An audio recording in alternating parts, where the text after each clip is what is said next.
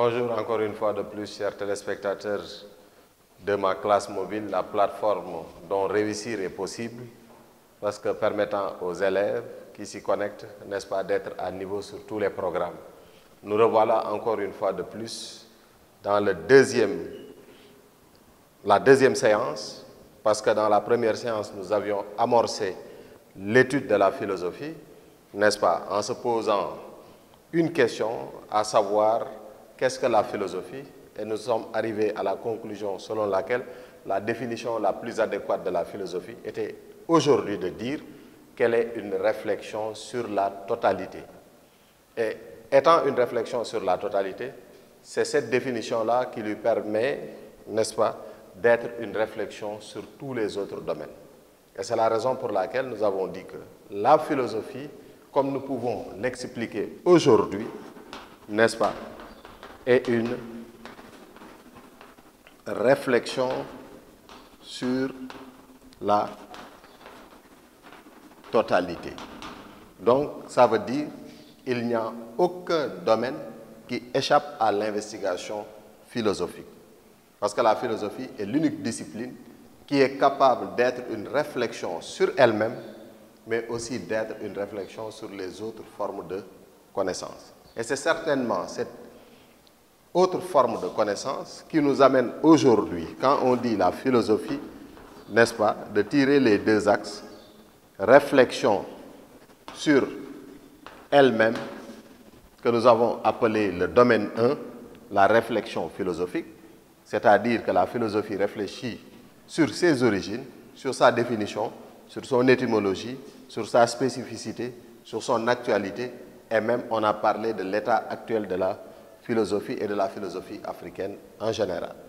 Dans ce deuxième numéro que nous allons amorcer aujourd'hui, nous allons, n'est-ce pas, parler de la réflexion que la philosophie porte sur les autres domaines, notamment sur ce que nous avons appelé la vie sociale. Donc la philosophie réfléchit aussi sur la vie sociale, c'est-à-dire le processus par lequel l'homme est passé, n'est-ce pas, de individu, n'est-ce pas, c'est-à-dire d'une vie isolée à une vie communautaire, n'est-ce pas? Et donc, cela a fait l'objet de beaucoup d'interrogations et nous allons certainement passer par ce qu'on appelle les philosophes naturalistes, n'est-ce pas? Donc, nous allons montrer le processus par lequel, d'après les philosophes naturalistes comme Hobbes et comme Rousseau, n'est-ce pas, qui est l'hypothèse de l'état de nature, comment l'homme est passé d'une vie isolée à une vie en communauté. N'est-ce pas? Et c'est la raison pour laquelle nous allons passer d'abord par une étude conceptuelle, par une analyse conceptuelle des termes de nature et des termes de culture. Qu'est-ce qu'on appelle la nature? Parce que la nature peut signifier le milieu physique extérieur, c'est-à-dire l'environnement dans lequel nous vivons. La nature aussi peut signifier, n'est-ce pas, le patrimoine génétique. C'est l'ensemble des traits héréditaires, n'est-ce pas? La nature peut aussi signifier, n'est-ce pas, quand on parle de nature humaine, n'est-ce pas, ça veut dire la raison. L'homme est un être qui est perfectible. Donc déjà, nous pouvons d'emblée dire que le mot nature a deux sens, n'est-ce pas? Une nature interne et une nature externe. La nature interne, n'est-ce pas, c'est tout ce dont nous naissons avec, et la nature externe, c'est ce que l'homme trouve sur place. N'est-ce pas? Quant à la notion de culture, comme son nom l'indique, culture colérée. Et colérée, ça veut dire habiter un lieu, et habiter un lieu, c'est le valoriser. Donc la culture est en parfaite adéquation avec le mot, n'est-ce pas, nature, puisque certains disent que la culture est appelée comme une seconde nature. N'est-ce pas? Donc c'est l'action transformatrice que l'homme fait sur la nature. Et si nous recentrons maintenant le débat, d'après les deux définitions, nous recentrons le débat sur l'homme et que nous voulons dire qu'est-ce que l'homme? En réalité, nous dirons que l'homme n'est ni nature, n'est ni culture, mais l'homme est nature et culture à la fois. Et pour montrer que l'homme est nature et culture à la fois, on peut donner deux exemples précis, n'est-ce pas, sur des exemples sur les enfants sauvages, lorsqu'on a pris, des petits d'hommes et de singes qu'on a donné la même éducation, on s'est rendu compte qu'au départ, les singes étaient beaucoup plus réceptifs à l'éducation qu'on leur donnait, tandis que les hommes avançaient lentement. Mais arrivé à un certain moment donné, on a constaté que les singes étaient bloqués et que les hommes continuaient d'une manière exponentielle à évoluer. Et nous en sommes arrivés à la conclusion aujourd'hui pour dire qu'il existe probablement une structure mentale favorable à l'instauration d'un héritage culturel chez l'homme, ce qui semble faire défaut chez l'animal. Ça, c'est la première spécificité de l'homme.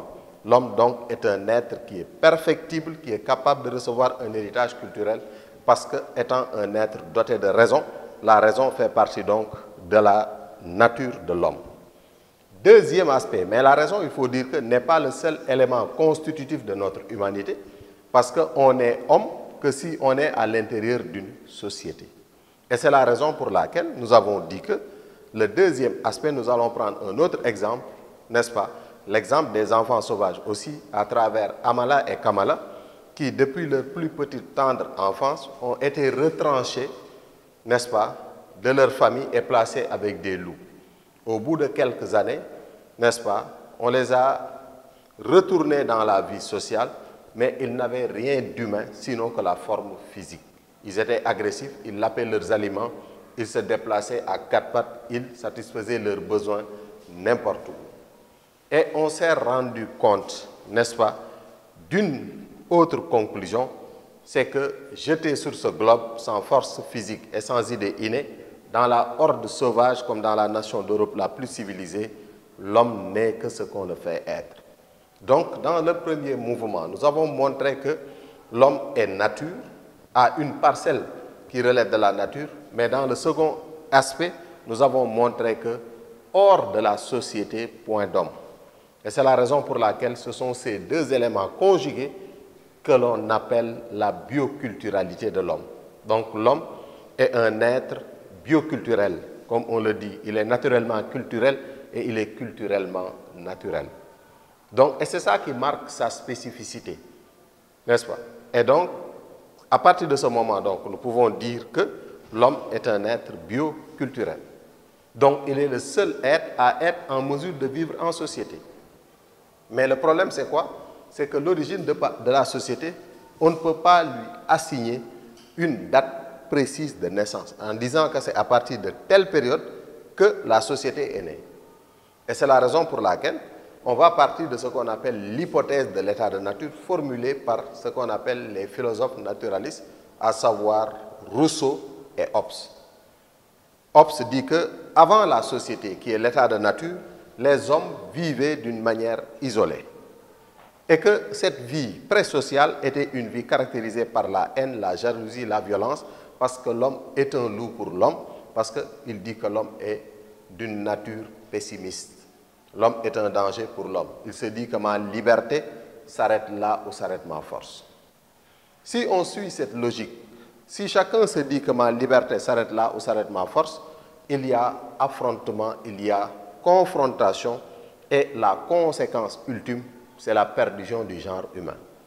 Donc, selon Hobbes, les hommes sont allés jusqu'à un point où ils n'avaient d'autre choix que de s'unir. C'est la naissance de ce qu'on appelle le pacte social chez Hobbes, n'est-ce pas? Et c'est là l'origine de la société.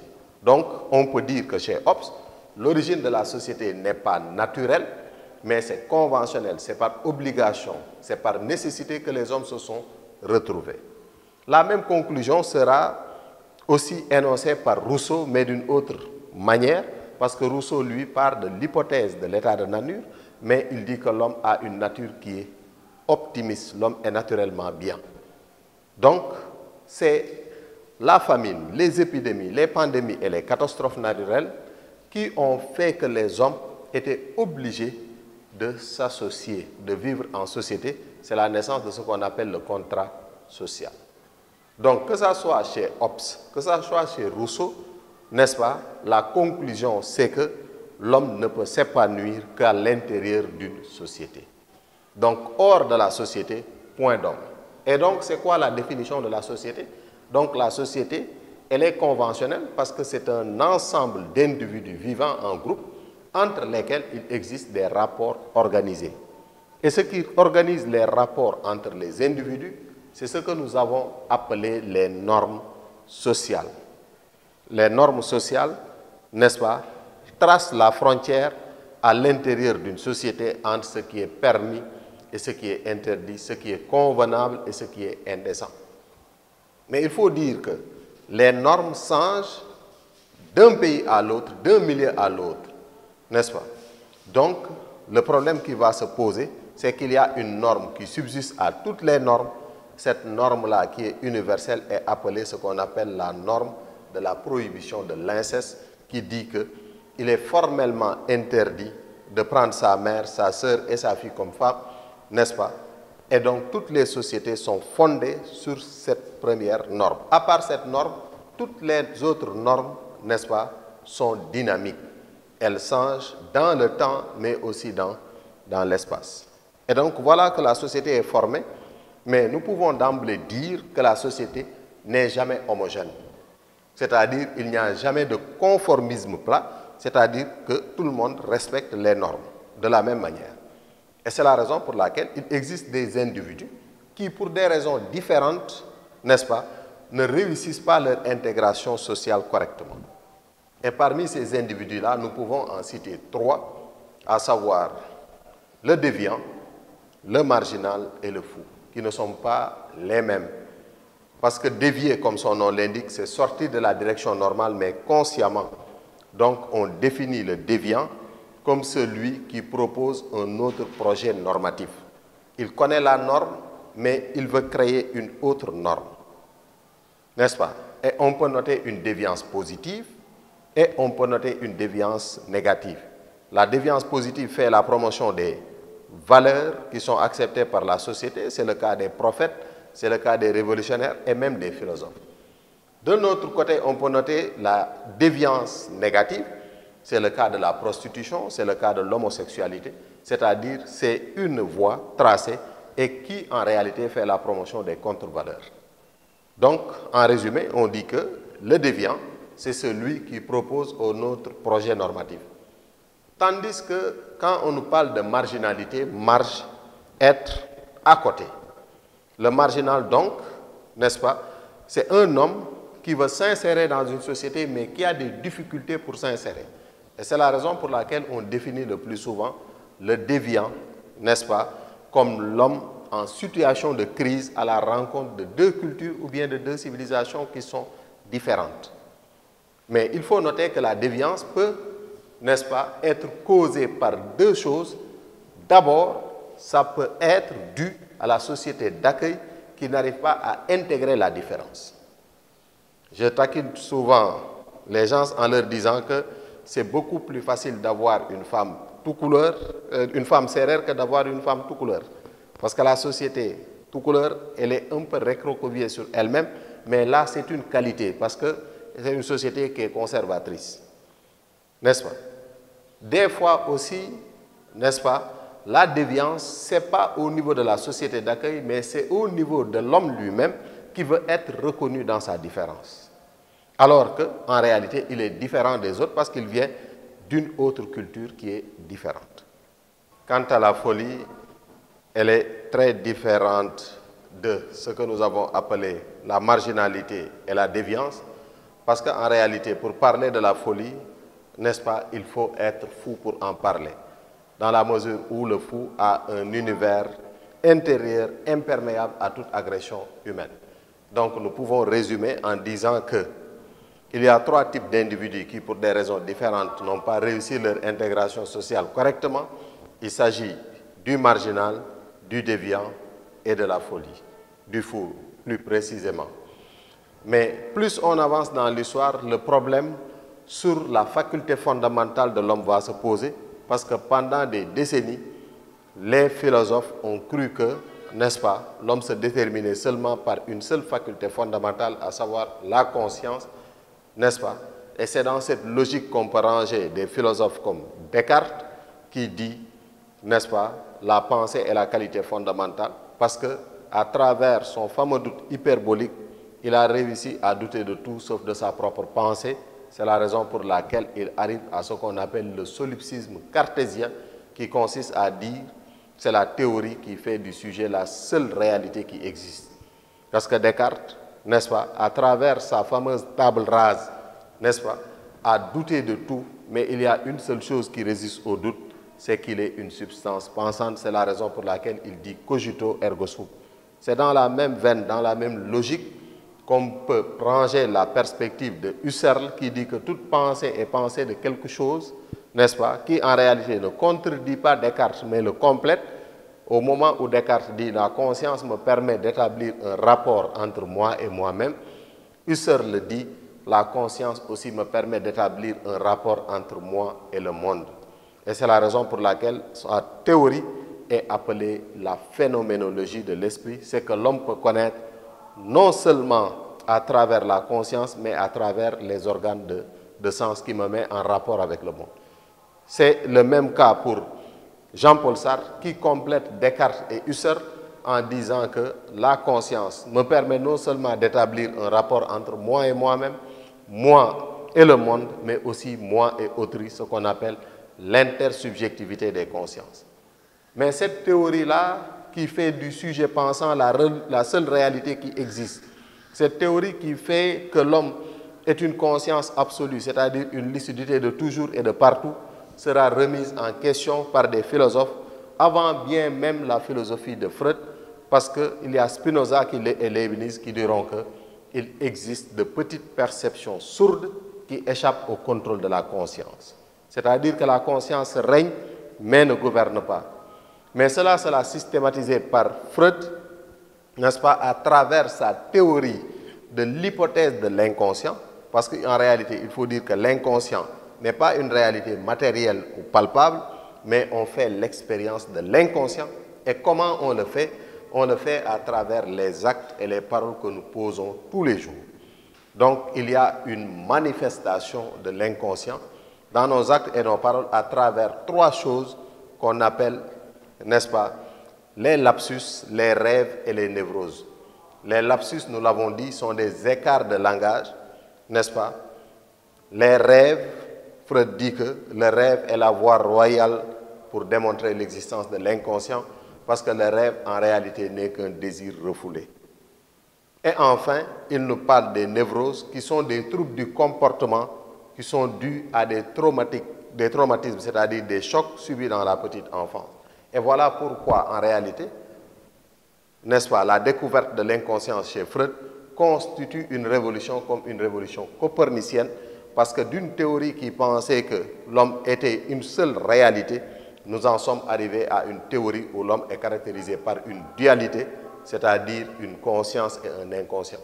Dès lors se profile à l'horizon le problème sur la liberté. Si l'homme est caractérisé par 9/10 d'inconscient et 1/10 de conscience, comment peut-il prétendre arriver à la liberté? Donc la notion de liberté va être problématique et polysémique parce que chacun va en faire une interprétation. Et c'est la raison pour laquelle nous allons parler de deux choses très essentielles. Certains disent que la liberté, c'est le fait d'agir sans contrainte. D'autres diront que la liberté, c'est le fait d'évoluer malgré les contraintes. La liberté est le fait d'agir sans contrainte. Si nous examinons le fait d'agir sans contrainte, ça nous donne une liberté qui est absolue, une liberté totale, sans borne, où la seule limite objective qui existe pour l'action humaine, c'est la volonté, c'est ma force. Comme on l'avait dit à l'état de nature, ma liberté s'arrête là où s'arrête ma force. Mais à bien examiner cette forme de liberté absolue, ça débouche en réalité sur un esclavage, parce que l'homme est esclave de son instinct, n'est-ce pas? Parce que chacun peut violer l'intégrité physique et morale de son prochain, n'est-ce pas? Et en réalité, cette liberté-là n'est pas liberté, mais elle est liberticide, parce que, n'est-ce pas, l'homme est lui-même esclave de son propre instinct. Donc cela n'est pas une liberté. La liberté aussi n'est pas, comme on l'appelle, n'est-ce pas, l'acceptation de la nécessité. Être libre, ça ne veut pas dire que le cours des événements se déroule, n'est-ce pas, sous la gouvernance ou bien sous le couvercle, n'est-ce pas, d'un être transcendant. En ce moment-là, cette liberté n'est pas une liberté, c'est une fuite devant nos responsabilités qui en réalité est une attitude de démission et de capitulation face à l'existence qui lui ôte en même temps tout son existence. C'est quoi donc la liberté? Nous dirons que la liberté, c'est le fait d'agir malgré les contraintes, en prenant les contraintes non pas comme des obstacles, mais comme des conditions de possibilité de la liberté. C'est la raison pour laquelle nous aurons à dire que la liberté n'est rien d'autre que l'exercice de la volonté et de l'intelligence. Et quand on parle de l'exercice de la volonté, ça veut dire que la liberté est un choix, mais c'est un choix qui est réfléchi, fondé sur la connaissance des déterminismes, à savoir le déterminisme social, politique et naturel. Donc, nous pouvons résumer en disant qu'être libre, c'est être à l'intérieur d'une société et connaître les normes de cette société. Être dans un État, si l'État est dictatorial, c'est la désobéissance civile comme prônée par Mahatma Gandhi. Mais si c'est dans un État démocratique, la liberté n'est rien d'autre que l'obéissance à la loi qu'on s'est soi-même prescrite, comme le dit Jean-Jacques Rousseau. Mais quand on parle de la liberté dans la nature, n'est-ce pas, elle consiste à la connaissance des lois de cause et effet qui régissent le réel et qui nous permettra d'être comme maîtres et possesseurs de la nature. Donc, et c'est sur ce point-là que nous allons peut-être faire un glissement dans le... Je vous donnerai un rendez-vous dans la troisième partie de notre synthèse où on parlera plus exactement du rapport que la philosophie va avoir avec une des domaines qui trouve ses entrailles dans la philosophie, à savoir la science. Donc, rendez-vous est donné pour la troisième séance sur le rapport philosophie et science, plus particulièrement sur l'épistémologie.